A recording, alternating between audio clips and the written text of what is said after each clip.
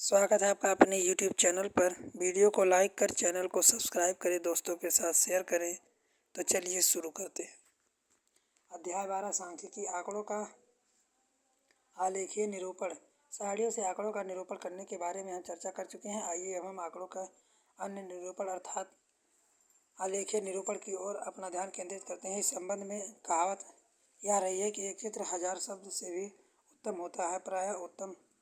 प्राय अलग अलग मतों की तुलनाओं में को आलेखों की सहायता से अच्छी तरह से दर्शाया जाता है। तब वास्तविक आंकड़ा की तुलना में इस निरूपण को समझना अधिक सरल हो जाता है। इस अनुच्छेद में हम निम्नलिखित आलेखीय निरूपणों का अध्ययन करेंगे। दंड आलेख एक समान चौड़ाई परिवर्ती चौड़ाइयों वाले आयत चित्र। बारंबारता बहुभुज।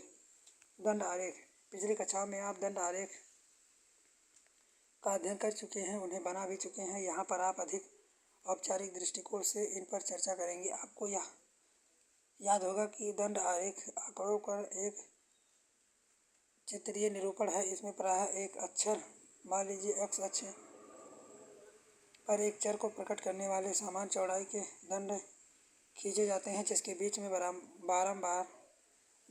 बराबर दूरियां छोड़ी जाती हैं। चर के मान दूसरे अक्ष y अक्ष पर दिखाए जाते हैं और दंडों की ऊंचाइयां चर के मानों पर निर्भर करती हैं।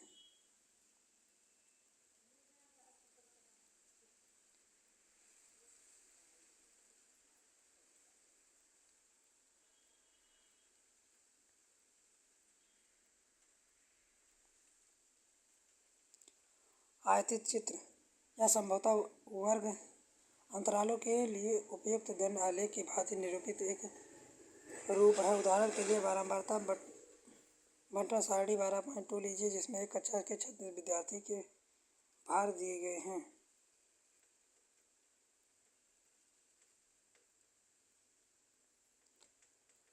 ध्यान दीजिए, क्योंकि क्रमागत आयतनों के बीच कोई रिक्त स्थान नहीं है, इसलिए परिणाम आलेख एक ठोस आकृति के समान दिखाई पड़ेगा। इस आलेख को आयतचित्रीय कहा जाता है, जो कि सतत वर्गों में वर्गीकृत बारंबारता बंटन को एक आलेखीय निरूपण होता है।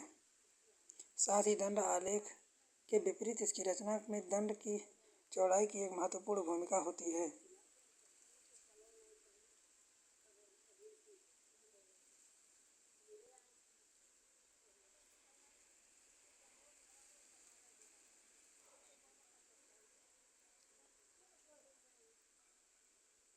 बारंबारता बहुभुज मात्रात्मक आंकड़ों और उनकी बारंबारताओं को निरूपित करने के लिए अन्य विधि भी है।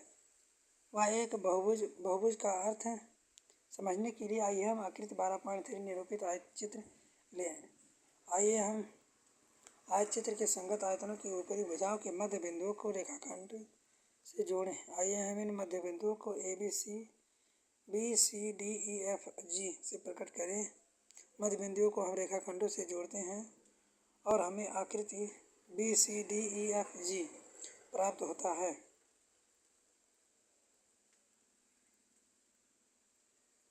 यदि आप न्यूनतम वर्ग से पहले उच्चतम वर्ग के बाद कोई वर्ग नहीं है, तो फिर भी शून्य बारंबारता वाले दो वर्ग अंतरालों को बढ़ा देने के से बारंबारता बहुभुज का क्षेत्रफल वही रहता है जो आयतचित्र का क्षेत्रफल होता है। क्या आप बता सकते हैं कि क्यों बारंबारता बहुभुज का क्षेत्रफल वही रहता है जो कि आयतचित्र का क्षेत्रफल?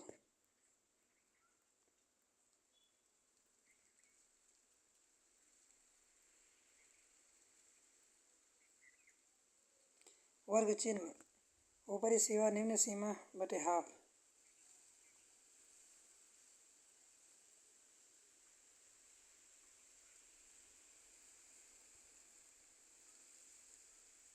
बारह पॉइंट वन